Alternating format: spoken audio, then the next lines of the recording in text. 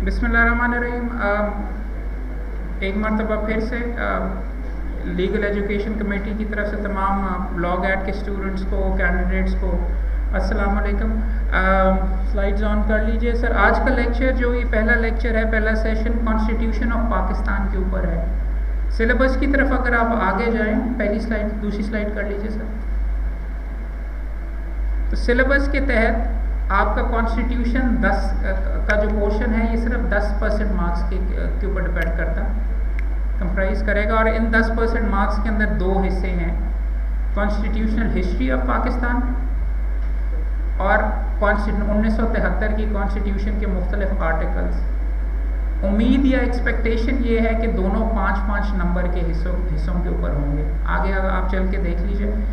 Clarity नहीं है, constitution भी आप पढ़ेंगे और लीगल हिस्ट्री आई थिंक अगर हुआ तो शायद कॉन्स्टिट्यूशन के नंबर ज़्यादा हों, 5 नहीं होंगे, 6 होंगे या 7 होंगे, लेकिन कॉन्स्टिट्यूशनल हिस्ट्री के भी नंबर होंगे। 3 सवाल या 4 या 5 सवाल, लगता ही है कि 5-5 हों। तो इम्पॉर्टेंट चीज़ ये है कि ये एग्जामिन कर लीजिए। 5 नंबर अगला सफ़ा सर, 5 नंबर हैं कॉन्स्टिट्यूशनल हिस्ट्री ऑफ पाकिस्तान के, अज्यूम कर रहे हैं हम। और अगले पे चले जाइए सर। अच्छा, किताब जो आपको उन्होंने रेकमेंड की है वो है हामिद खान साहब की constitutional and political history of Pakistan. Excellent किताब है, बहुत अच्छी किताब है, लेकिन बहुत मोटी किताब है। और 5 नंबरों के लिए इतनी मोटी किताब पढ़ने का, एंड टू एंड पढ़ने का मैं आपको वैसे भी रिकमेंड नहीं करूँगा। उसमें चंद सफ़े वगैरह हैं, उनके वो चैप्टर्स वगैरह या एक 1.5 चैप्टर सफ़े हैं कॉन्स्टिट्यूशन के बारे में, 62 की कॉन्स्टिट्यूशन के बारे में, 73 की कॉन्स्टिट्यूशन के बारे में। वो अगर आप देखना चाहें तो देख लें, लेकिन मेरी रिकमेंडेशन आपको ये होगी कि कौसर ब्रदर से वंस अगेन, उन्होंने पतली सी GW चौधरी साहब की और अब मुख्तलिफ और बंदों के नाम से भी छापी हुई है, कोई 150 सफ़े की किताब है कॉन्स्टिट्यूशनल हिस्ट्री की। वो अगर आप देख लें तो वो आपके लिए शायद बेहतर हो, अगर आपने पढ़नी है कॉन्स्टिट्यूशनल हिस्ट्री। कॉन्स्टिट्यूशनल हिस्ट्री के ऊपर एक आपको मैं यहाँ पे अगर लेक्चर देना शुरू कर दूंगा तो हम प्रॉबली उसके ऊपर 2 या 3 घंटे लग जाएंगे, और वो आज आपके साथ करना मुमकिन नहीं है। मेरी आपको आगे चले जाएं सर। मेरी रिकमेंडेशन आपको ये है कि ये complete constitutional history of Pakistan on finger tips in just 1 lecture. Sir Umar का ये लेक्चर है ये, और इसकी मेरे ख्याल में ये आई बिलीव ये 1 घंटा 15 मिनट का है। आपको रेकमेंड करूँगा ये देख लीजिए। उन्होंने वो डेट्स लिख के भी देते हैं, पहला प्राइम मिनिस्टर, दूसरा प्राइम मिनिस्टर, ये डेट वगैरह, और वो जिस तरीके से पढ़ाते हैं वो वाला नोट पूरे का पूरा पकड़ के अपने साथ बैठ के अपडेट करके अपने कागज़ों पे भी लिख लें। बेहतरीन तरीका है, सारे का सारा मवाद आपको यहाँ पे मिल जाएगा। उसके साथ मैं आपको ये सजेस्ट करूँगा कि पुराने जो सवालात वगैरह थे और पुराने जो क्वेश्चंस वगैरह हैं वो भी एग्जामिन कर लें, क्योंकि वो पढ़ने से ऐसी चीज़ें कि जो मैं नहीं एक्सपेक्ट कर रहा था, लेकिन ये नज़र आते हैं क्वेश्चंस आते हैं कि जी फ़लाँ कॉन्स्टिट्यूशन कब एब्रोगेट हुई, तारीख बताइए, 23 मार्च, 24 मार्च, 38 ये सारे के सारी, और साल ये पास डेट्स होती हैं, तो डेट्स आपको रटनी पड़ेंगी, कोई और तरीका नहीं है। तीसरा प्राइम मिनिस्टर कौन था, गवर्नर जनरल कौन था, इस तरीके से कॉन्स्टिट्यूशनल हिस्ट्री में ये लिखा हुआ, ये चीज़ें भी रटनी पड़ेंगी। और वो वकील के लिए तो नहीं होना चाहिए, लेकिन ये इम्तिहान पास करने के लिए आपको करना पड़ेगा, और वो इन सवालात से आपको पता चलता है। You better make a note इसके बारे में। डेट्स इंपॉर्टेंट हैं, और ख़ास तौर पे पाकिस्तान की कॉन्स्टिट्यूशंस कितनी थी, वो किस नौयत की थी, ये भी आपके लिए काफ़ी इम्पॉर्टेंट है कि प्रेसिडेंशियल थी, किसने दी, मोहम्मद अली बोगरा फॉर्मूला क्या था, पाकिस्तान कब वो 2 टुकड़े हुआ, ईस्ट पाकिस्तान के अंदर प्राइम मिनिस्टर कौन था, ये वाली चीज़ें आपको देखनी पड़ेंगी। हैं 5 नंबर, कम आपको लगते होंगे, लेकिन एक नंबर से यहाँ पे लोग फेल होते हैं। सो आपके लिए इम्पॉर्टेंट है कि आप मेहरबानी करके इसको भी देखें, बट इतना ज़्यादा अगर आपके पास टाइम कम है और 30 को ये हो रहा है, तो मेरी सजेशन आपको ये होगी कि ये सर उमर वाला लेक्चर ज़रूर देखिए, और बाकी भी फिर कॉन्स्टिट्यूशन हिस्ट्री की कोई पतली किताब देखिए, या फिर हामिद खान साहब की अगर देखनी है किताब तो उसके अंदर उसको बहुत सिलेक्टिवली पढ़ें और तेज़ी से उसके अंदर से पढ़ें, अदरवाइज़ उसमें गुम हो जाएंगे। वो किताब बहुत अच्छी लिखी हुई है, बट उसके अंदर नुकसान सिर्फ ये है कि अब आपके पास उसका टाइम नहीं है और वो MCQs के लिए बहुत ज़्यादा है।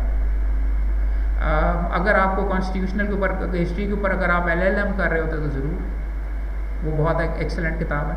आगे आ जाएँ। अब आज का जो लेक्चर है 1973 के कॉन्स्टिट्यूशन के बारे में है, जिसके बारे में आगे आ जाए, जिसके 5 से 7 अगर ज़्यादा भी हुए तो 7 मार्क्स हैं 100 के अंदर से। आपके प्रोफेशन के लिए बहुत इंपॉर्टेंट है और मेरे ख्याल में इसके लिए ज़्यादा नंबर होने चाहिए थे इंटरनेशनल लॉ की जगह, बल्कि इसको 20% होना चाहिए था पूरे का पूरा।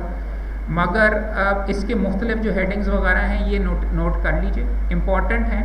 ये जो आपको कागज़ दे दिया है, ये सारे का सारा जो हैंड आउट है, ये तमाम के तमाम उन आर्टिकल्स की हेडिंग्स लिस्ट करता है और आप देखेंगे काफ़ी ज़्यादा हैं जो कि आपने पढ़नी है। एक एक दफ़ा तो आपने कम से कम पढ़ना है ही, और आज की कोशिश हमारी यही होगी कि हम पढ़ने की कोशिश करें। यहाँ पे कम से कम पढ़ें ना तो कम से कम देखने की कोशिश करें। और मैं आपको ये हाईलाइट करूँ एक एक चीज़ के ऊपर के भाई ये पूछा जा सकता है, ये भी पूछा जा सकता है, इसके बारे में ये पूछ सकते हैं, ये चीज़ें हमें देखनी आपके लिए लाजमी है। तो ये वाला सफ़ा आपके लिए एक तोहफ़ा है, इसको संभाल के रखिए, लैमिनेट बेशक करवा लीजिए।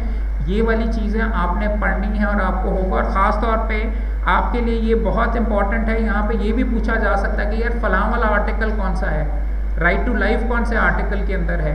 तो इनके अंदर जो ख़ास तौर पे फंडामेंटल राइट्स वाला जो आपको है शुरू वाले चैप्टर्स, वो तो आपको रटने पड़ेंगे।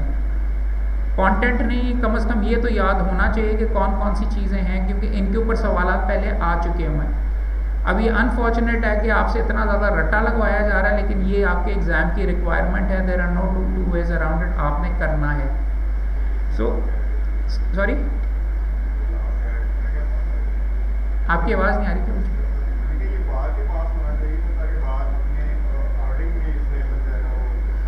ये बार के अप्रूवल के साथ ही सिलेबस हुआ है। और असल में तो अगर आप लॉ गैट की कहानी अगर आप देखना शुरू करें तो ये लीगल एजुकेशन कमेटी जो पंजाब बार काउंसिल थी, ये उसका हक था कि आपके इम्तहानात वगैरह लेता था, और रूल्स में अभी भी लिखा हुआ है। सुप्रीम कोर्ट की एक जजमेंट बीच में आई और शायद सही ही आई, जिसके अंदर प्रॉब्ली सुप्रीम कोर्ट की जजमेंट सही ही होती है।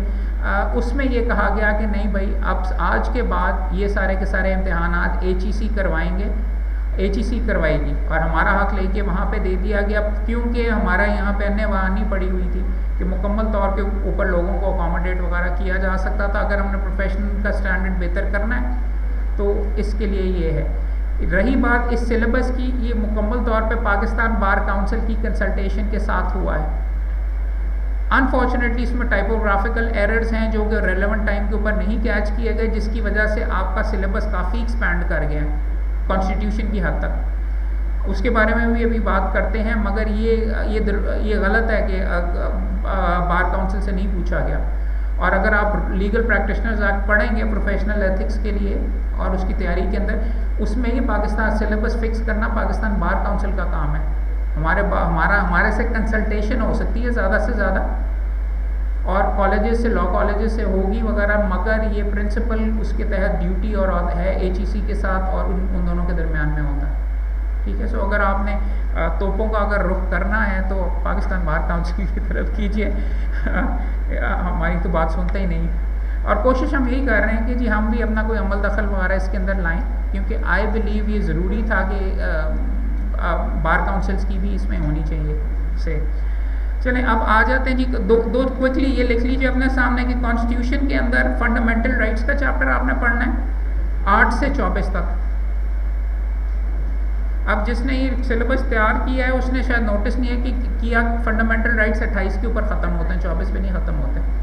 और आर्टिकल 25 मेरे ख्याल में एक बहुत ही इंपॉर्टेंट फंडामेंटल राइट है। कोई बता सकता है वो कि 25 क्या है? ये ना कहिएगा आउट ऑफ सिलेबस है, रहने दें। 25 मेरा ख्याल में बहुत सबसे ज़्यादा हर मुकदमे राइट टू एजुकेशन नहीं है भाई। आर्टिकल 25A नहीं कह रहा, 25 कह रहा हूँ। इक्वालिटी ऑफ सिटीजन, या जिसको आप कहते हैं नॉन डिस्क्रिमिनेशन क्लॉज, कि सारों को बराबर रखा जाएगा, वो सबसे ज़्यादा हर जगह, मगर वो आपके सिलेबस का हिस्सा नहीं है इसके मुताबिक। लेकिन मैं आपको पढ़ाऊंगा तो यहाँ पे मैंने 28 तक लिख लिया है, क्योंकि हो सकता है कि वो आपसे वो पूछ लें। 3 और आर्टिकल्स हैं, 4 और आर्टिकल्स हैं, पढ़ लीजिएगा अब, और पढ़ेंगे हम अभी।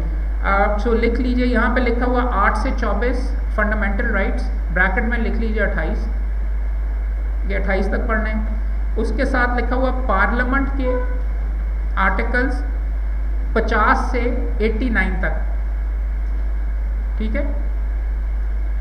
और फिर आगे लिखा हुआ जुडिकेचर के, जुडिकेचर क्या होता है, जुडिशरी, उसके 175 से 272 तक।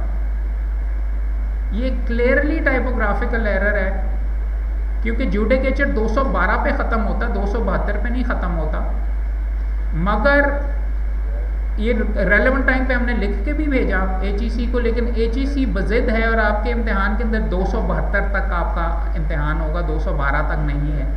तो मेरे जुडिकेचर के ऊपर मत रुक जाइएगा, सवाल आएंगे इसके बारे में भी 272 तक, जिसमें चीफ इलेक्शन कमिश्नर भी आ जाता है, आर्म्ड फोर्सेस भी आ जाता है, इंटरप्रिटेशन वाले भी आ जाते हैं, उनको भी आज हम टच करेंगे, राइट। ज़रूरी है। सो ये आपके सामने ये आ गया, ये सारे के सारे जो थे, अगर होता तो 60 शायद आर्टिकल्स इसमें से निकल भी जाते। हमने कोशिश भी बड़ी की कि 212 के ऊपर ही रुकवा दें, लेकिन वो दो कहते हैं नहीं, हमने पर्चे बना दिए हुए 272 तक है। सो 272 तक आएगा। एक दो क्वेश्चंस आ सकते हैं इसके अंदर, तो बाकियों के लिए तो आपके लिए इम्पोर्टेंट है कि पढ़ें। सो आज के लिए हम ये जो सारे के सारे आर्टिकल्स हैं ये जल्दी से देखेंगे, और इनके बारे में कि अगर किसी के पास कॉन्स्टिट्यूशंस पढ़ी हुई हैं तो मेहरबानी करके वो सारी की सारी आप सामने निकाल लीजिए। और आगे आ जाए सर, अब 8 की तरफ आ जाए। फंडामेंटल राइट्स नोट करती जाइए, और मैं अब कोशिश करूँगा बहुत तेज़ चलूँ, क्योंकि अभी हम बहुत आहिस्ता जा रहे हैं, नहीं तो 7 बजे तक हम यहाँ पे बैठे होंगे और ये ख़त्म नहीं होगा। और अपने जहन में फिर ये कर लीजिए, इन सवालों को आपने इस पॉइंट ऑफ व्यू से देखना है कि इससे MCQ क्या क्या आ सकता है। तो ये प्रोवाइजोज वगैरह और जो इसमें ट्रिकी पार्ट्स वगैरह हैं, ये जो समझ नहीं आ रही उसको ज़्यादा समझने की ज़रूरत नहीं है, बस थोड़ी बहुत सतही समझ इसके लिए, इन क्वेश्चंस के लिए ज़रूरी है आपके लिए होना। आर्टिकल 8 क्या है, लॉज इनकंसिस्टेंट और in derogation with fundamental rights to be void. इस पे पहले एक सवाल आ चुका हुआ है कि वॉइडेबल होते हैं अगर एक मुतज़ाद अगर आइन के अंदर, आइन से अगर कोई फंडामेंटल राइट से कोई कवानीन वगैरह बन जाए कि वॉइडेबल होते हैं, इलीगल होते हैं कि वॉइड होते हैं। यहाँ पे लफ्ज़ इस्तेमाल किया वो क्या है, वॉइड। वॉइड का मतलब है मनो अन, ये इलीगल होगा, और अनलेस कोर्ट उसको जाके प्रोटेक्ट करेगी इसके तक कोई राइट्स वगैरह भी नहीं बन सकते इस तरीके से। तो मैं आपको जल्दी से पढ़ देता हूँ। 8 में लिखा हुआ है, any law or custom usage having force of law insofar as it is inconsistent with rights conferred by this chapter shall be to the extent of such inconsistency be void। इसके मुतज़ाद होंगे तो वर्ड याद रखिएगा void। ये सवाल आ सकता है, इसका ये भी सवाल आ सकता है कि ये क्या क्या चीज़ें हो सकती हैं जो कि void होंगी अगर बरखिलाफ़ हों कॉन्स्टिट्यूशन की। तो मेरा लॉ नहीं है, यहाँ पे लिखा हुआ है कस्टम और यूजेज भी। तो इम्पॉर्टेंट चीज़ क्या है, कई दफ़ा क्वेश्चंस ऐसे आते हैं इस नौइयत के, A, B, C और D के ऊपर लिख देता ऑल ऑफ द अबव। आप A को अगर मार्क करेंगे तो वो A लॉ को अगर आप मार्क करेंगे तो वो मुकम्मल तौर पर दुरुस्त नहीं होगा। सही आंसर D था। कस्टम भी B लिखा हुआ था और C यूजेज भी लिखा हुआ था, तो तीनों हैं। तो फिर मैं ये कह रहा हूँ कि हाँ जल्दी वगैरह पड़ी होती है, लेकिन एनी ऑफ द अबव, और वो मैंने मुझे पहले लेक्चर में कहना चाहिए था, एनी ऑफ द अबव और नन ऑफ द अबव कई जगह पे ऑप्शंस होती हैं आप एंड में। वो थोड़ा सा ट्रिकी क्वेश्चन होता है, आंखें खोल के, जहन और दिमाग खोल के आपने अप्लाई करना है, क्योंकि इस केस में अगर A आपने मार्क कर दिया तो गलत हो जाएगा, असल में D था कि तीनों थे, और वहाँ पे फिर आप बेशक बैसी जाएंगे जी ये वाला A ही था, A भी तो है ना, या B भी तो है ना, वो कहेंगे B भी है फिर C भी है, असल में सही जवाब D था। ओके, सो ये वाली चीज़ आप नोट कर लीजिएगा। और लिखा हुआ state shall not make any law which abridges the rights conferred by the law in contravention of this clause. अच्छा, आगे जाके इसके अंदर और क्या क्वेश्चन आ सकता है। 8 के अंदर प्रोवाइजो एक मौजूद है, आर्म्ड फोर्सेस, पुलिस और दूसरी फोर्सेस जो पब्लिक ऑर्डर के लिए कर सकते हैं, उन पे ये लागू नहीं हो सकता, उनके हकूक उनसे लिए जा सकते हैं, कॉन्स्टिट्यूशन अलाउ करता है। तो एक्सेप्शंस भी आपको MCQs के लिए हमेशा ऐसी चीज़ें होती हैं वो याद करनी पड़ेंगी कि एक्सेप्शन के अंदर इसमें लिखा हुआ है, तो वहाँ पे आपको क्या कहा जाएगा कि ऑल सिटीजन्स के क्या राइट्स के मामला पे ये आर्टिकल 8 एप्लीकेबल है कि इन किन किन लोगों पे नहीं एप्लीकेबल। उसके अंदर आर्म्ड फोर्सेस, पुलिस और मेंटेनेंस ऑफ पब्लिक ऑर्डर के लिए जो लोग हैं। तो मैं फिर ये कह रहा हूँ आहिस्ता आहिस्ता चल रहे हैं, मगर ये जो चीज़ें हैं इन चीज़ों के बारे में सवाल आ सकते हैं, अपने जहन में रख लें। लोगों का अन्य ख्याल ये होता है कि फंडामेंटल राइट्स अबद से हैं और हर केस के अंदर ये फंडामेंटल राइट नो। आप इसमें देखेंगे हर आर्टिकल में लिखा हुआ subject to law, subject to this provision, इस पे लगता है, इस पे नहीं लगता, इस चीज़ के लिए। तो यही सवालात आपसे इसके अंदर किए जा सकते हैं। तो इसीलिए आपको कह रहा हूँ कि कॉमन सेंस से भी बंदा थोड़ा बहुत गैस कर लेता है कि हाँ यार अगर किसी पे नहीं लग रहा होगा तो फौज वाले ही होंगे, उनका अपना एक डिसिप्लिन होता रहता है। पुलिस वालों का मुझे नहीं पता था, मेरी नज़र में ये नया है, तो यहाँ पे ये है। और साथ ही ये लिखा हुआ है आर्ट के ऊपर, और ज़्यादा इसके अंदर तह में जाने की ज़रूरत नहीं, बस याद ये रखने की ज़रूरत है। और इसके अंदर चंद एक्सेप्शंस भी हैं कि जी 73 से पहले जो कवानीन और स्केड्यूल 1 कॉन्स्टिट्यूशन में, उसमें ज़्यादा पढ़ने की नहीं ज़रूरत, उसके बारे में आपकी इतनी तह में आई डोंट थिंक आपसे पूछने लगे। आर्टिकल 9 की तरफ आ जाइए। No person shall be deprived of life and liberty save in accordance with law. सबसे one of the most important, अच्छा फंडामेंटल राइट्स में एक चीज़ और भी नोट कर लें, क्योंकि आपने ये भी रटना है कि इसका आर्टिकल नंबर क्या था, और अगर आपने तुक्का लगाना है तो जो सबसे इंपॉर्टेंट वाले फंडामेंटल राइट्स हैं वो शुरू में आते हैं, लाइफ, लिबर्टी, और जो एजुकेशन वगैरह और वो हैं वो 25A और ये वो सारे के सारे वो बाद में आएंगे। तो अगर आपको मैं वो कह रहा था ना, अगर आपको नहीं याद आ रहा और अब आपने तुक्का लगाना है तो ये प्रिंसिपल अपने पल्ले लगाइएगा कि जो सबसे इंपॉर्टेंट चीज़ें हैं, प्रॉपर्टी 24 में आता है, मगर आपकी सिक्योरिटी, लाइफ, लिबर्टी वो पहले आती है, अर्निंग वगैरह का 18 के अंदर आएगा, और इस तरीके से सारे के सारे ये चीज़ें आपको ज़ुबानी याद करनी पड़ेंगी। असल में तो ये होता है प्रोफेशन में हम जब मुकदमे करते हैं और मुकदमे चलाने की वजह से हमें ये रट जाती हैं चीज़ें वगैरह, मगर आपको अपने इम्तिहान के लिए रटना पड़ेगा। आर्ट की कोई एक्सेप्शन नहीं है, किसी बंदे से उसकी लाइफ, उसकी ज़िंदगी ख़त्म नहीं की जा सकती, save as allowed by law, कानून अलाउ कर सकता है, राइट से। और लिबर्टी, किसी को आप बंद नहीं कर सकते अंदर अनलेस जिस हद तक कानून उसको अलाउ करता है, और कानून के तहत ही कार्रवाई करनी पड़ेगी। याद रख लीजिए, ये आर्टिकल मार्क कर लीजिए, इसके ऊपर सिक्योरिटी ऑफ पर्सन इसको कहा जाता है, मगर इसके अंदर नेरा सिक्योरिटी ऑफ पर्सन नहीं है, लाइफ एंड लिबर्टी दोनों चीज़ें आती हैं, राइट। आगे आ जाइए अब अगले वाले की तरफ, 10 की तरफ, safeguard to arrest and detention. याद ये रखिएगा क्योंकि लाइफ एंड लिबर्टी की बात हो रही है, तो फिर अरेस्ट एंड डिटेंशन भी उसके आसपास ही होगा नंबर करने के लिए। तो इसका एक स्ट्रक्चर मौजूद है कॉन्स्टिट्यूशन का, जो कि अनफॉर्चुनेटली ये जो अमेंडमेंट्स बाद में हुई हैं वहाँ पे आप लोगों ने कोई इतना ख्याल वगैरह में नहीं रखा, लेकिन जिस बंदे ने पहले बनाया था उसके जहन के अंदर यही था कि इंपॉर्टेंट, लेस इंपॉर्टेंट, मगर हुकूक सारे के हैं तो वैसे सारे ही बराबर, लेकिन overall in terms of numbering के अंदर उसने इस तरीके से किया हुआ, याद रखिएगा। 10 के अंदर अरेस्ट और डिटेंशन के अंदर, no person shall be detained in custody without being informed as soon as they may be of the ground for such arrest and shall not be denied the right to consult a legal practitioner of its choice. वकालत का हक, वकील रखने का हक, और किसी को बताना कि वो उसको क्यों पकड़ के सजा के ऊपर रखा हुआ, वो उसका हक है, पता चलेगा तो वो अपने आप को डिफेंड करेगा। तो लिबर्टी से ये लिंक्ड है।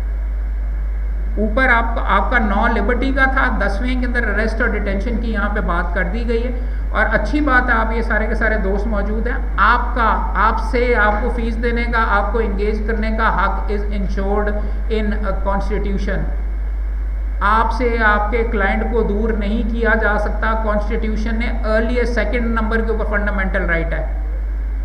तो ये भी आपका जो बड़ापन और जिस प्रोफेशन को आप ज्वाइन करना चाहते हैं वो उसकी इंडिकेशन है, ये भी अप्रिशिएट कर लें। बट फिर इसकी तरफ वापस आते हैं। Every person who is arrested और detained in custody will be produced before a magistrate. कितनी देर के अंदर, कोई बता सकता है? 24 आवर्स ये है, और वो इसके अंदर ही लिखा हुआ है, excluding the time necessary for, वो आप सारे का सारा side. No such person shall be detained in custody beyond the such period without the authority of magistrate. तो क्या उसके 24 घंटे के बाद क्या होता है? फिर मैजिस्ट्रेट क्या करता है उसके साथ? कुछ वो फौजदारी में आएगा ना कि वो रिमांड बंदा उसकी ही अथॉरिटी में होता है, मगर इनको पूछगछ वगैरह करने के लिए या जुडिशियल या रिमांड कर दिया जाता है, राइट। तो ये चीज़ याद रखिएगा। ये हो गया 9 के ऊपर। और इसके ऊपर ज़्यादा डिटेल के अंदर वो क्रिमिनल लॉ के लिए चूँकि आपके होगा वो वहाँ से और इसके साथ आप मिल के पढ़ेंगे।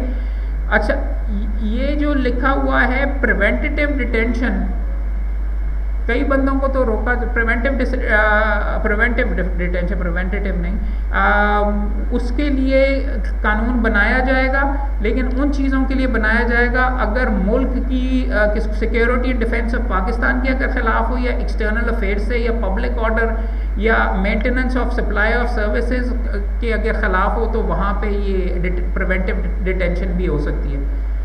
वंस अगेन ये इस नौयत का क्वेश्चन है जो कि आपसे मल्टीपल चॉइस में पूछा जा सकता है, भाई प्रिवेंटिव डिटेंशन किन किन नौयत के केसेस के अंदर कॉन्स्टिट्यूशन अलाउ करती है। तो इसी तरीके से आप जब ये पढ़ रहे होंगे सारी की सारी प्रोविजंस आप इस पॉइंट ऑफ व्यू से देखेंगे। और आगे कोई इतनी ज़्यादा डिटेल्स के अंदर इसके अंदर जाने की ज़रूरत नहीं है। अगर किसी बंदे को प्रिवेंटिव डिटेंशन में रखा गया, पढ़िएगा ज़रूर इसको। उसके अंदर लिखा हुआ है रिव्यू बोर्ड के सामने ये रखा जाएगा उसका मामला, उसको बताया जाएगा भाई आपको इस चीज़ के लिए बंद किया हुआ है, और वो अपना जाके कोर्ट्स के अंदर नहीं, वो अपना उसकी पहली रेमेडी अवेलेबल कॉन्स्टिट्यूशन के तहत है, किसके सामने, रिव्यू बोर्ड के सामने। आगे आ जाइए सर। और ये पूरे का पूरा मैकेनिज्म 10A का बेशुमार शोर मचाया जाता है। 10A कोई दोस्त बता सकता है क्या है, वो क्या मतलब होता है जी?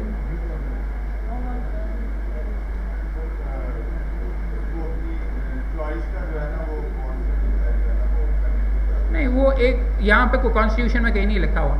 Right to a fair trial लिखा हुआ है कि, और अच्छा ये मल्टीपल चॉइस क्वेश्चन था। 10A में आ सकता है कि फौजदारी के मुकदमों पे लगता है कि सिविल के मुकदमों पे लगता है, कि व्हाट अबाउट मुकदमे जिसके अंदर या क्वाजी जुडिशियल कोई ट्राइब्यूनल के सामने आर्टिकल 10A का राइट होता है कि नहीं होता है? वो A, B, C और ऑल ऑफ द अबव, अगर D आएगा तो इसमें D का होगा। सिविल राइट वगैरह ये कि किसके लिए है, ये सारों के लिए। सिविल होते हैं राइट्स या क्रिमिनल राइट्स होते हैं, और ऑब्लिगेशन और any criminal charge against him a person shall be entitled to fair trial and due process. Unbiased जज होगा, वकील होगा, ये सारे के सारी ये चीज़ें इसके अंदर कॉन्स्टिट्यूशन में नहीं लिखी हुई, मगर जब फेयर ट्रायल और ड्यू प्रोसेस का लिख दिया हुआ गया, कानून में जो प्रोसेस प्रोवाइड किया गया वही फॉलो किया जाएगा। ठीक है, आगे आ जाएंगे 11 के ऊपर। 11 है slavery forced labour prohibited. Slavery is non existent and prohibited and no law shall permit और facilitate the introduction in Pakistan in any form.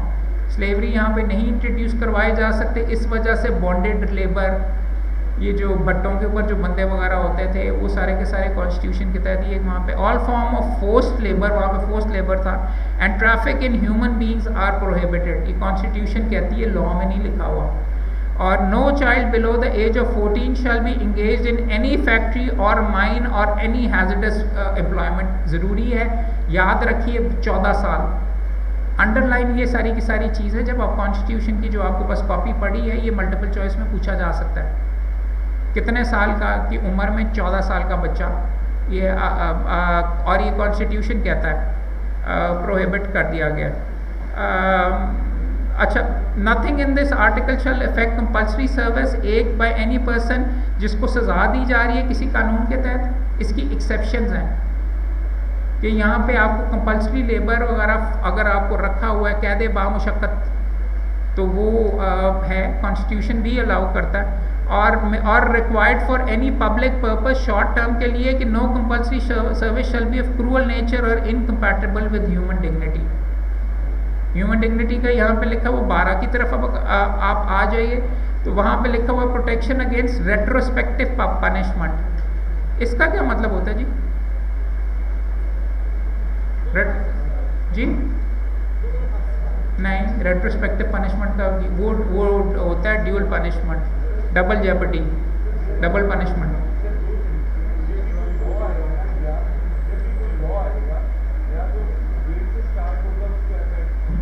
वहीं से का मतलब है, ये रेट्रोस्पेक्टिव पनिशमेंट का मतलब होता है वक्त के मुताबिक। आज से पहले आसान ज़ुबान में ये बता देता हूँ कि कोई कानून ऐसा नहीं बनाया जा सकता कॉन्स्टिट्यूशन के तहत कि जिसके तहत कहा जाए कि भाई यार फ़लाँ टाइम के ऊपर तुमने जो काम किया था हम कहते हैं कि वो इलीगल था और अब पकड़ के तुम्हें हम बंद करते हैं। अगर उस टाइम के ऊपर कानून था, क्योंकि हर बंदे ने उस टाइम के कानून के मुताबिक अपनी ज़िंदगी और अमल वगैरह रखने थे। अब हमें वो बंदा नहीं पसंद, हम कहते हैं यार तुमने वो जो फ़लाँ चीज़ की थी, हम कहते हैं कि अगर तो वो उस टाइम के किसी कानून की वायलेशन कर रहा था तो वो पकड़ सकते हैं, मगर नया कानून कोई ऐसा नहीं बनाया जाएगा। फॉर एग्जांपल नैब के कानून के अंदर और अगर उस टाइम के ऊपर एंटी करप्शन का कानून था, उसके तहत आप पकड़ सकते हैं, उस टाइम के ऊपर ये था। मगर आप ऑफेंस कोई इस नौयत का नहीं बना सकते कि जो नैब के कानून के अंदर लिखा हो फ़लाँ तारीख से लेके अब तक, वहाँ पे आके वो बंदे कह सकते थे कि जी भाई आज के बाद ही आपने नैब का कानून बनाया, आप क्यों लिख रहे हैं कि 1983 के ऊपर से। वहाँ पे ये कह रहे थे करप्शन और वो बाकी एहतसाब एक्ट के तहत ये कानून इस पर मौजूद है। It was still illegal what is been made illegal now. तो इम्पॉर्टेंट चीज़ ये है कि रेट्रोस्पेक्टिव पनिशमेंट यहाँ पर, और दूसरा ये है रेट्रोस्पेक्टिव पनिशमेंट के अंदर ना सिर्फ ये बल्कि अगर वो इलीगल थी चीज़ तो उतनी ही सज़ा मिलेगी जो उस टाइम के ऊपर थी, ना कि अब आके कह दे नहीं जी हम वो जो फ़लाँ टाइम के ऊपर आपने चीज़ की थी वो 6 महीने थी, अब 5 साल की आप उसके लिए सज़ा देते हैं इस कानून के तहत। 5 साल will become effective from prospectively. तो इम्पॉर्टेंट चीज़ ये है इसमें नोट करने की, ये इसमें यही है कि article 270 shall apply no retrospective, वहाँ उससे ज़्यादा नहीं होगा। आप और इसके अंदर ये अलबत्ता उन्होंने साथ लिख दिया है कि clause 1 shall not apply to law making abrogate. बाकी चीज़ें तो ठीक है, लेकिन उन्होंने एक एक्सेप्शन इसमें बनाई है, और ये भी नोट कर लीजिए, एमसी की मल्टीपल चॉइस आ सकती है कि अगर आपने कॉन्स्टिट्यूशन को वायलेट किया है पहले, कि आप कोई आमिर हैं, आप कहेंगे कि भाई उस टाइम के ऊपर तो था ही नहीं आर्टिकल 6 की ये जो सारी रिक्वायरमेंट है, आज के बाद नहीं। वो कहते हैं नहीं, ये वाली जो एक्सेप्शन है रेट्रोस्पेक्टिव की, हमने पुराने वाली अगर आपने कॉन्स्टिट्यूशन को वायलेट किया है तो एब्रोगेशन और सबवर्जन ऑफ द कॉन्स्टिट्यूशन के ऊपर वो इसकी एक्सेप्शन है। ठीक है, वो नोट कर लीजिएगा। आगे आ जाइए, protection against double punishment and self incrimination, दो दोस्त कह रहे हैं। इसके बारे में I mean no person shall be prosecuted punished for the same offence more than once. तो ये मुझे बताइए इसका क्या मतलब है? ये सिविल पे भी लगता है कि नहीं? ये सिविल पे लगेगा कि नहीं जी? ऑफेंस का वर्ड चूंकि यूज हुआ है तो ये सिविल राइट्स के ऊपर नहीं लगता। क्या एक बंदे के अगेंस्ट ये भी सवाल आ सकता है, दूसरी दफा इंक्वायरी हो सकती है, तीसरी दफा इंक्वायरी हो सकती है? सॉरी नहीं, उसी के ऊपर 8 इंक्वायरियां होती नहीं है लोगों के खिलाफ। नो इसके अंदर इंपॉर्टेंट चीज है, नोट करें, no person shall be prosecuted और punished. It doesn't say inquired और इन्वेस्टिगेटेड। सो ये भी आपके साथ पूछा जा सकता है, प्रोसिक्यूशन आप पे मुकदमा अगर चलना शुरू हो गया, आप अक्विट हो गए, तो फिर आप नहीं होने लगे जब तक अपील के अंदर ख़त्म नहीं होता। सो प्रोसिक्यूशन दोबारा नहीं हो सकती, और अगर आपको सज़ा हो गई और आपने सज़ा कर ली तो दोबारा आपको उसकी सज़ा नहीं मिलेगी। सो इम्पॉर्टेंट चीज़ नोट करने के लिए, एक्सेप्शन इसकी प्रॉबली अपील होगी कि appeal is a continuation of the process, right? तो ये नोट कर लीजिए। और साथ ये कि no person shall be when accused of an offence, किसी बंदे को कंपेल नहीं किया जाएगा कि तुम अपने खिलाफ ही एविडेंस दो। आपकी मर्जी, आप पेश होते हैं बतौर विटनेस अगर आप अक्यूज हैं कि नहीं, आप चुप भी रह सकते हैं, राइट टू साइलेंस भी इसके साथ लिंक्ड है। ये लिखे हुए, अब इनके अंदर कोई इतने ज़्यादा डिटेल क्वेश्चंस नहीं है जो कि मल्टीपल चॉइस में आ सकते हैं, मगर आपसे इसका नंबर पूछ सकते हैं कि डबल जेपटी, और ये डबल जेपटी वर्ड इस्तेमाल नहीं हुआ, डबल पनिशमेंट हुआ है। और सेल्फ इंक्रिमिनेशन का जो है उसका आर्टिकल क्या, तो आर्टिकल 13 है, ये रटना पड़ेगा। 14 के ऊपर आ जाए, inviolability of dignity of man and subject to law the privacy of home shall be inviolable. No person shall be subjected to torture for the purpose of extracting evidence. Torture illegal हो चुका हुआ है, 14(2) में लिखा हुआ है। 14(1) में लिखा हुआ है वो आपके डिग्निटी ऑफ मैन के तहत ही, पहले भी डिग्निटी की बात हुई थी 11 के अंदर, बट डिग्निटी ऑफ मैन के बारे में ये लिखा हुआ है कि वो नहीं वायलेट हो सकती। मगर आगे जाके साथ ये लिखा हुआ है and subject to law the privacy of home. कानून अगर अलाउ करे तो प्राइवेसी ऑफ होम वायलेट हो सकती है। किसी की टैपिंग करनी है या किसी के घर के अंदर दाखिल होकर कोई ना कोई चीज़ करनी है तो कानून अगर लॉ बना हुआ तो अलाउ हो सकता है, लॉ के बगैर नहीं हो सकता। लेकिन डिग्निटी ऑफ मैन फिर भी वायलेट नहीं होगी। घर में जाके चपेट नहीं आप मारेंगे। कल हुआ है वहाँ पे, कम से कम सुनने में आया है कि किसी के घर के अंदर, वकील साहब के घर के अंदर, साहिवाल के अंदर पुलिस पहुँच गई गलती से और घर के अंदर गई है, तो वो अब आके ये कह रहे हैं कि जी इनके खिलाफ प्रोसीड करें। अगर उन्होंने हाथापाई वगैरह, कानून में तो उनके पास थी इजाज़त करने की, लॉ तो उनको अलाउ करता है, मगर अगर गलत जगह पे चले जाए इस तरीके से सवाल आते हैं। बट चलें, I don't want to digress. Dignity of man 14 के अंदर है और टॉर्चर ख़त्म करने का 14(2) के अंदर है। आगे जाके ये चीज़ें आपसे नंबर पूछे जा सकते हैं। Freedom of movement, every citizen shall have the right to remain in and subject to reasonable restriction imposed by law, public interest, enter and move throughout Pakistan and to reside and settle in any part thereof. ये multiple choice आ सकता है कि do foreigners have a right of freedom of movement in Pakistan? Why? Because यहाँ पे लफ्ज़ लिखा हुआ है सिटीजन का। सिटीजन सिर्फ कर सकता है right to remain in Pakistan में रहना। आप किसी पाकिस्तानी सिटीजन को उठा के बाहर नहीं भेज सकते अनलेस आप मुआहदा करके बाहर जाएं इस तरीके से, और फिर आप मुआहदे का करते हैं वगैरह। बात ये है, लेकिन वहाँ पे भी देखें, अगर बात होती आगे तो ये करना चाहिए था कि आर्टिकल 15 की वायलेशन है, क्योंकि लिखा हुआ है every shall have a right to remain in. वहाँ पे फिर वो ये कहेंगे and subject to reasonable restriction by ये करके एंटर एंड मूव रूल। उन्होंने कहा एक दफ़ा हमने आपको बाहर भेज दिया, आप खुशी खुशी वापस चले गए, तो वहाँ पे ये आर्ग्यू किया गया कि वापस आने के लिए अगर पाकिस्तानी आप सिटीजन भी हैं तो हमारी मर्जी, सब्जेक्ट टू रीजनेबल रिस्ट्रिक्शन।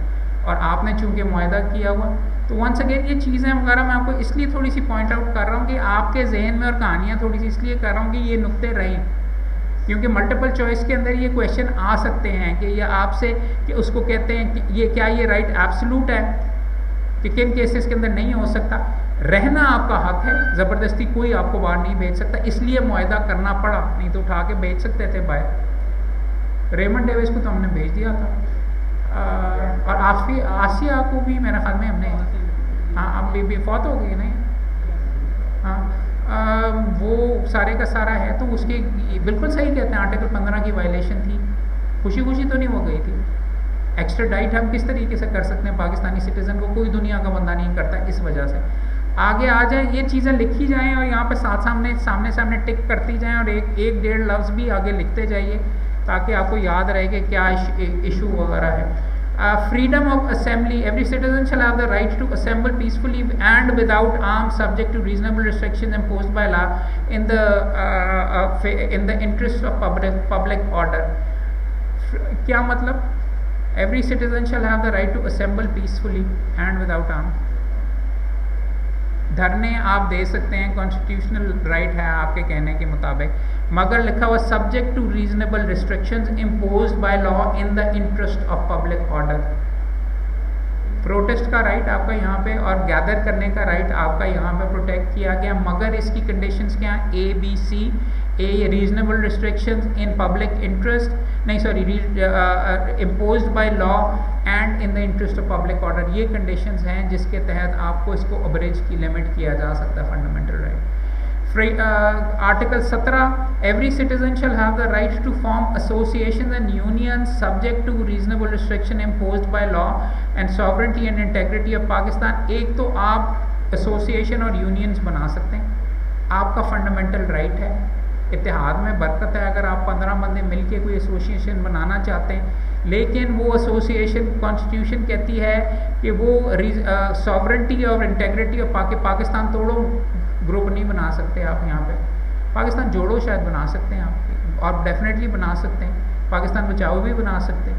तो इस तरीके से इसके अंदर ये लिखा हुआ है कि once again freedom of association की लिमिटेशंस हैं। और वो ये आपके सामने, every citizen not being in the service of Pakistan shall have अच्छा इंपॉर्टेंट चीज़, ये क्वेश्चन आ सकता है, shall have the right to form a political party. वो बंदे लेकिन पार्टी नहीं बना सकते जो कि उसको कहते हैं सर्विस इन पाकिस्तान के अंदर है। CSS ऑफिसर, जज साहिबान पॉलिटिकल पार्टी नहीं बना सकते जब तक सर्विस ऑफ पाकिस्तान के अंदर हैं, they can not go ahead and do that. So इसके अंदर एक्सेप्शंस हैं। वंस अगेन 17(2) अगर आप पढ़ेंगे तो हर सिटीजन के पास हक है not being in the service of Pakistan. अगर वो सर्विस ऑफ पाकिस्तान में ना हो तो वहाँ पे लिखा जा सकता है, आपसे पूछा जा सकता है कि फ्रीडम ऑफ एसोसिएशन कौन से आर्टिकल में, या ये भी क्वेश्चन आ सकता है कि सर्विस ऑफ पाकिस्तान के अंदर अगर कोई बंदा है तो पॉलिटिकल पार्टी बना सकता है कि नहीं। इसके ऊपर कोई लीडिंग एक केस है, आप हिस्ट्री पढ़ेंगे कौन सा पॉलिटिकल पार्टी, इसके ऊपर सबसे लीडिंग केस कौन सा है, कोई बता सकता है? बेनज़ीर भुट्टो साहिबा का केस है, जब वो वापस आई थी। You might want to check that out, वो जो आप कॉन्स्टिट्यूशनल हिस्ट्री में आपसे पूछा जा सकता है उसके बारे में। एवरी पॉलिटिकल पार्टी, और सबसे इंपॉर्टेंट जिसके ऊपर ऑलरेडी शोर मचा हुआ, every political party shall account for the source of its funds in accordance with law. कि हर पॉलिटिकल पार्टीज ये जो फंड्स वगैरह का इलेक्शन कमिश्नर के पास मामला वगैरह चल रहे हैं, वो कॉन्स्टिट्यूशनल मैंडेट है, वो निरा कानून के तहत नहीं है रिक्वायरमेंट। कॉन्स्टिट्यूशन खुद कहती है कि जी आप बताएंगे कि आप दुश्मनों से तो नहीं कहीं पैसे ले रहे, आपकी फंडिंग फाइनेंसिंग कहाँ से आ रही है, तो ये थी। So once again this is a restriction which can be placed. पूछा जा सकता है what restriction is placed on a political party under the constitution. 1 not against the sovereignty of Pakistan, और ये बाकी चीज़ों के ख़िलाफ़। 2 उसको अपने फंड्स वगैरह ये सारे के सारे बताए जाएंगे। और D all of the above, तो उसके अंदर आप D जाके चूज़ करेंगे, ठीक है, इस तरीके से। अब आगे आ जाइए, freedom of trade, business and profession subject to such qualifications if any as may be prescribed by law, every citizen shall have the right to enter upon any lawful profession and occupation and to conduct any lawful trade or business, provided that nothing in this article shall prevent the regulation of any trade or profession by a licensing system or regulation of trade, commerce and industry in the interest of free competition or carrying on of the federal government or a provincial government by a corporation controlled by। ये है कि G freedom of business, trade business करने का आपके पास मौजूद है अगर आप कोई काम करना चाहते हैं। माँ सिवाय एक्सेप्शंस क्या हैं? एक्सेप्शंस ये हैं कि कानून के मुताबिक अगर कोई क्वालिफिकेशंस दे दी जाए, और उसके अंदर क्या एक लाइसेंसिंग कानून कॉन्स्टिट्यूशन अलाउ करती है प्रोफेशंस के लिए। दूसरा वो ये कहती है कि फ्री कंपटीशन की वजह से हम रेगुलेट करेंगे। कोर्ट ये इसका मतलब ये नहीं है, आर्टिकल 18 का हमने कंपटीशन कमीशन का रिसेंटली केस किया था कि आप अन्य वहाँ बैठ के आपस में कहेंगे यार चीनी मार्केट से उठा लेते हैं, हमारा प्रोफेशन का राइट है, और आपस में मिल जाते हैं और 85 की नहीं बेचेंगे, इस दफ़ा 185 की बेचेंगे। तो वो इज़ इलीगल। कॉन्स्टिट्यूशन अलाउ करती है फ्री कंपटीशन के लिए आपका, आप ये कह सकते हैं हमारा बिजनेस का राइट है, उसको ख़त्म करने के लिए। और तीसरी ऑप्शन ये है कि गवर्नमेंट के पास मोनोपोली मेंटेन करने का हक है, अगर वो चाहे कोई एक प्रोफेशन अपनी हद तक या एक काम अपनी हद तक महदूद रख सकती है। बिजली जनरेट करना, रेलवे चलाना, और इस तरीके से वहाँ पे आके फिर कोई ज़िद नहीं कर सकता कि जी ये क्योंकि कॉन्स्टिट्यूशन ने अलाउ किया हो। ये एक्सेप्शंस हैं, दीज ये जहन में लिख लीजिए, these are exceptions to the freedom of trade, business and profession.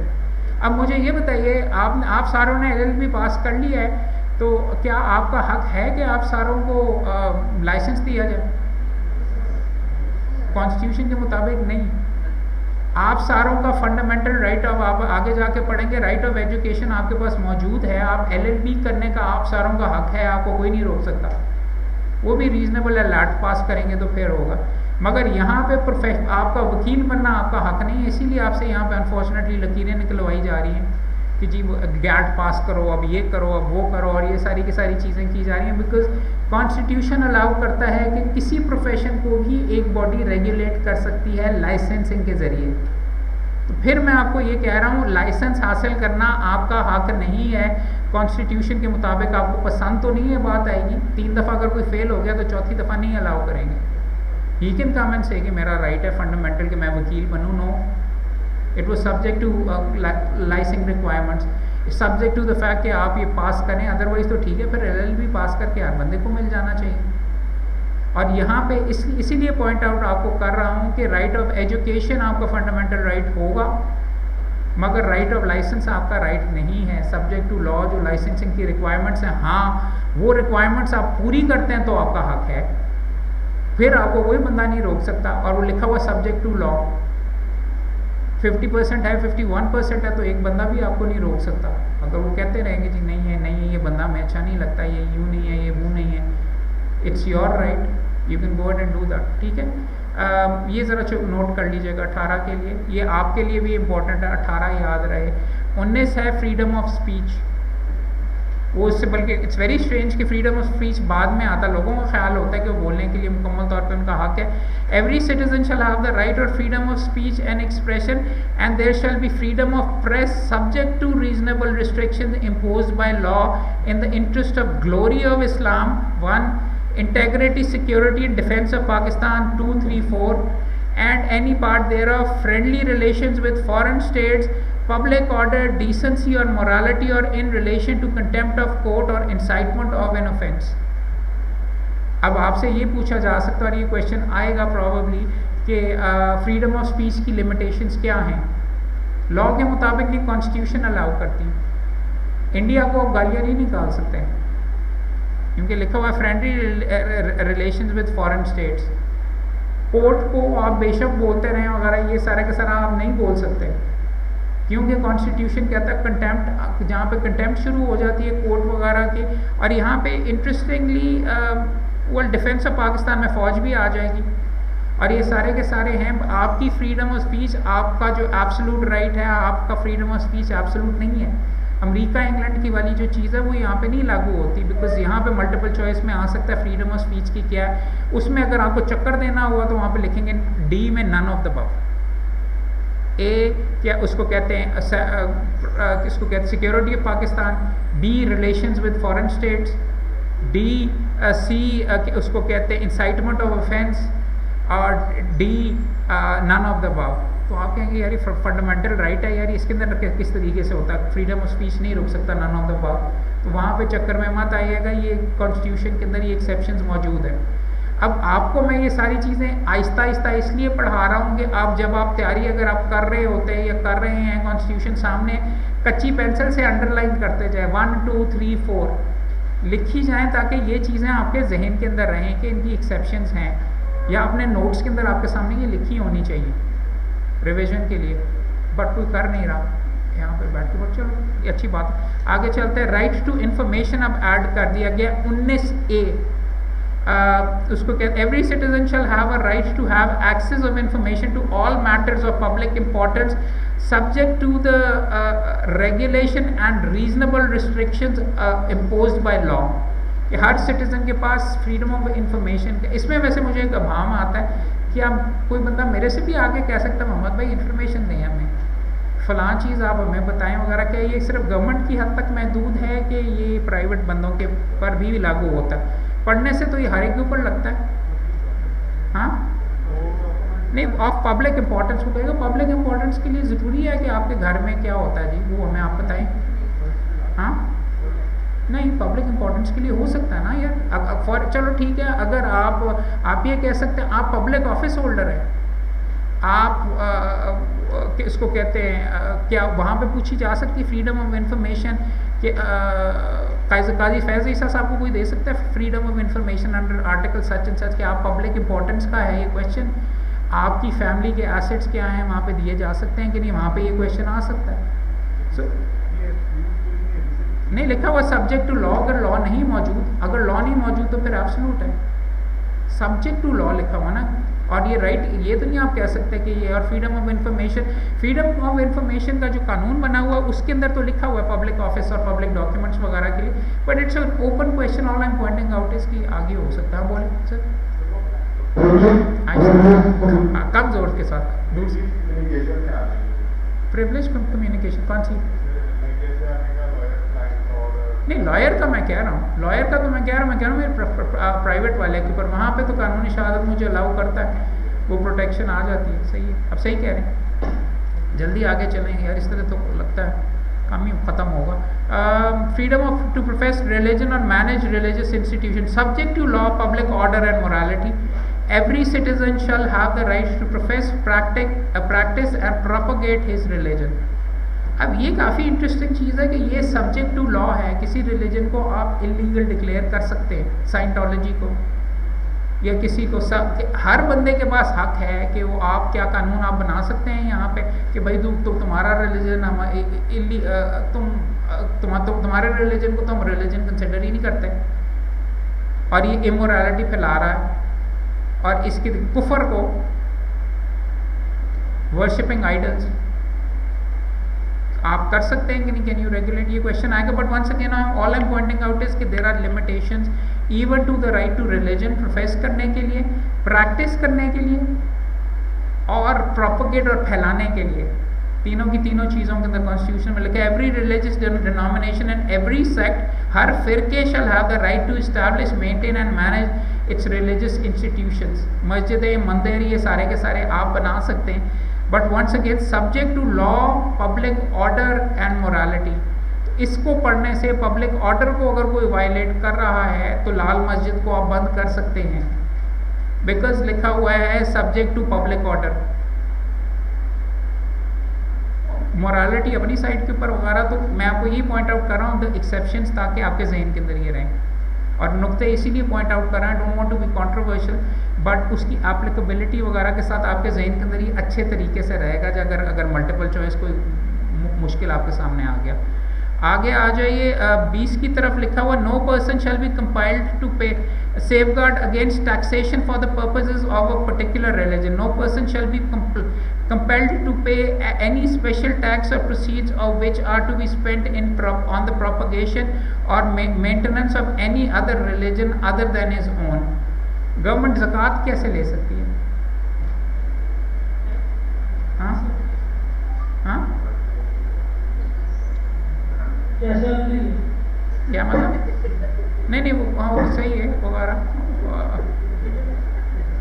Unfortunately ये चीज़ अगर आपको वहाँ पे ऑप्शन नहीं है, मल्टीपल चॉइस में ABCD में नहीं थी ये वाली जवाब है यार, वो इसलिए ले सकते हैं बिकॉज उसके अंदर लिखा हुआ है फॉर द टू प्रोफेस और स्प्रेड ओन रिलीजन। अपने के लिए वो आपसे ले सकते हैं रिलीजन के लिए, दूसरे रिलीजन के लिए नहीं ले सकते। हिंदू ज़कात नहीं देते पाकिस्तान में, और बाकी जो सारे के सारे हैं वो नहीं देते, और आपको आपके फ़िरके के मुताबिक आप बैंक में लिख देते हैं कि जी मैं ये फ़लाँ मसलक को फॉलो करता हूँ तो इस तरीके से है, ये सारे का सारा इसलिए है क्योंकि कॉन्स्टिट्यूशन ये अलाउ करती है। आगे आ जाइए no person shall special tax वगैरह उनके ऊपर नहीं लगाया जाएगा। आगे आ जाएं safeguard of educational institutions in respect of religion. No person attending educational institution shall be required to receive religious instruction और take part in religious ceremony और attend religious if such instruction ceremony and worship relates to any religion of its own. अब इस्लामियात की class हिंदुओं के लिए constitution के तहत नहीं अलाउड, कंपल्सरी वगैरह वो अगर अटेंड करना चाहें, ये लिखा हुआ है according to any shall be requirement नहीं है, अगर करना चाहें वैसे सीखने के लिए तो कर सकते हैं या देखने के लिए वगैरह, बट रिक्वायरमेंट मैंडेटरी रिक्वायरमेंट नहीं हो सकती इनके ऊपर। Respect of religious there shall be no discrimination against किसी कम्युनिटी के तहत। अगर टैक्सेशन में मुसलमानों को मस्जिद के ऊपर अगर कोई बीच में दी जा रही है फैसिलिटी तो वो हिंदू के मंदिर के ऊपर भी बराबर दी जाएगी। There shall be religious in no discrimination उसके दरमियान। तो अगर आप किसी को एक रिलीजन के लिए दे रहे हैं तो उनको लेवल प्लेइंग फील्ड के ऊपर रखा जा रहा है, ये भी लिखा हुआ है। Subject to law, no religious community or denomination shall be prevented from providing religious instructions to pupils of that community denomination in any education community। अच्छा, अब ये है इस्लामिक अगर स्कूल है तो उसके अंदर आप रोक सकते हैं हिंदुइज्म पढ़ाने से, मगर यहाँ पे ये लिखा हुआ रिलीजियस कम्युनिटी, अगर उन्होंने खुद स्कूल बनाया हुआ तो वो जो मर्जी पढ़ाएं वहाँ पे। वो फॉर एग्जांपल कैथीड्रल और ये जो सारे जो क्रिश्चियन मिशनरी स्कूल्स हैं वो अगर चाहें तो कर सकते हैं। वो गवर्नमेंट ने उसके अंदर इस्लामियात की रिक्वायरमेंट वगैरह ऐड की हुई है, वो है, लेकिन अपने स्टूडेंट्स के लिए उनके लिए मैंडेटरी नहीं है। ये देख लीजिए। इसके बाद फिर आगे आ जाए 23 और 24 इंपॉर्टेंट हैं। 23 और 24 का ताल्लुक है अब एवरी सिटीजन, 23 है provision as to property, every citizen shall have the right to acquire, hold and dispose of this property in any part of Pakistan subject to the constitution and reasonable restriction imposed by the law in the public interest। हर बंदे के पास हक है कि वो property रख सकता है, हासिल कर सकता है, बेच सकता है। गवर्नमेंट आपको आपकी प्रॉपर्टी बेचने से नहीं रोक सकती, गवर्नमेंट आपको प्रॉपर्टी हासिल करने से नहीं रोक कर सकती, सब्जेक्ट टू रीजनेबल रिस्ट्रिक्शन। तो इसकी कोई एक्सेप्शन बता सकता है जहाँ उसका क्या ताल्लुक है? नहीं, वो गवर्नमेंट का ये उस तरीके से नहीं है। स्टेज रीजनेबल रिस्ट्रिक्शन का वो तो है कि हाँ सब्जुडिस है, और इसका मतलब लैंड रिफॉर्म, बड़े बड़े ज़मींदारों की ज़मीनें हासिल की गई, वापस ले ली गई गवर्नमेंट ने कि जी आप इतनी ज़मीन रख सकते हैं, इतनी ज़मीन आप नहीं रख सकते, और ये सारे के सारे मज़ारे इनके अंदर डिवाइड हो गए। तो वो लिखा हुआ है यहाँ पे करने के लिए, मोनोपली से रोकने के लिए आप कर सकते हैं, आप कैप वगैरह कर सकते हैं। यहाँ पे यही लिखा हुआ वंस अगेन, ये ऐसी चीज़ है राइट ऑफ प्रॉपर्टी के ऊपर क्या कदगने हैं, सब्जेक्ट टू द कॉन्स्टिट्यूशन और reasonable restriction imposed by law in public interest. तीन चीज़ें, बाय लॉ, पब्लिक इंटरेस्ट या कॉन्स्टिट्यूशन, इसकी एक्सेप्शंस आ सकती हैं। और D all of the above, तो सही आंसर होगा ऑल ऑफ द अबव। और आखिरी देख लीजिए इसके अंदर, protection of property rights, no person shall be deprived of his property save in accordance with law. किसी की प्रॉपर्टी ज़बरदस्ती नहीं ली जा सकती, save as allowed by law. कौन सा एक कानून है जो कि अलाउ करता है ज़बरदस्ती किसी से प्रॉपर्टी लेना? Land acquisition act. और टेम्पररी भी आप ले सकते हैं, but land acquisition act clear example है जहाँ पे लिखा है नो, अगले में लिखा जाता है no property shall be compulsorily acquired और taken possession of save for a public purpose and save by the authority of law which provides for compensation. Acquisition का कानून बन सकता है कंपल्सरी आपसे शॉर्ट टर्म में ले सकते हैं, अक्वायर नहीं किया जा रहा, आपसे शॉर्ट टर्म में ली जा रही, वो यहाँ पे इसकी एक्सेप्शंस हैं to the right of property. अब सिलेबस में 24 के ऊपर जाके रुक जाते हैं। मेरे नज़दीक आपको अगले 4 भी पढ़ लेने चाहिए, क्योंकि वो भी आई बिलीव शायद उसके ऊपर क्वेश्चन आ सके। क्विकली मैं जल्दी से आपको बता दूंगा। 25 आपके लिए सबसे इम्पोर्टेंट है। 25 का ताल्लुक है 25 का ताल्लुक है इक्वालिटी ऑफ सिटीजन्स के लिए। All citizens are equal protection of law, no discrimination on the basis of sex होगी। किन चीज़ों के ऊपर, जेंडर के ऊपर कैसे डिस्क्रिमिनेशन हो सकती? Nothing in this shell prevent the state from. In what cases can discrimination happen? हाँ नहीं, आगे कानून कॉन्स्टिट्यूशन किन चीज़ों के लिए अलाउ करता है, लिख के सब 3 में लिखा हुआ है। Nothing in this article shall prevent the state from making special provisions for the protection of women and children. तो बच्चों के लिए के फेवर के अंदर और औरतों के फेवर के अंदर डिस्क्रिमिनेशन हो सकती है, उनके खिलाफ नहीं हो सकती। इंपॉर्टेंट। और राइट टू एजुकेशन 25A में है।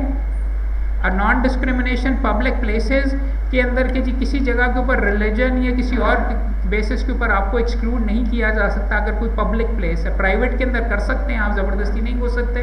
पब्लिक प्लेसेस के अंदर हर बंदे का हक है, because it belongs to everyone.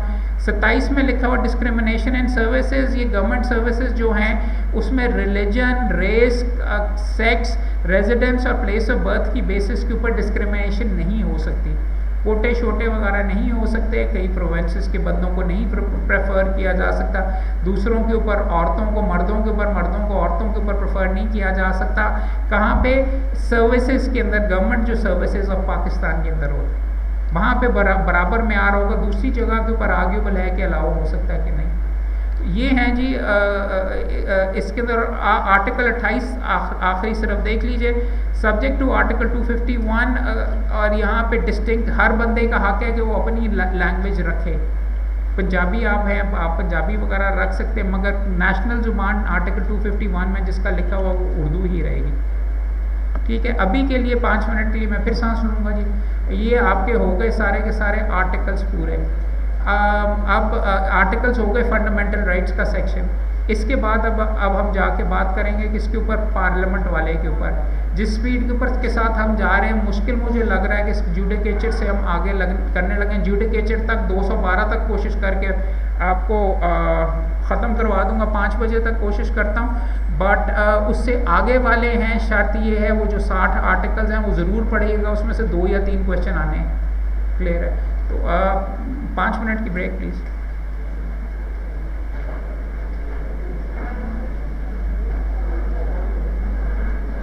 यार तुम सारों ने वैसे भाग जाना है वापस, किसी ने भी नहीं आना।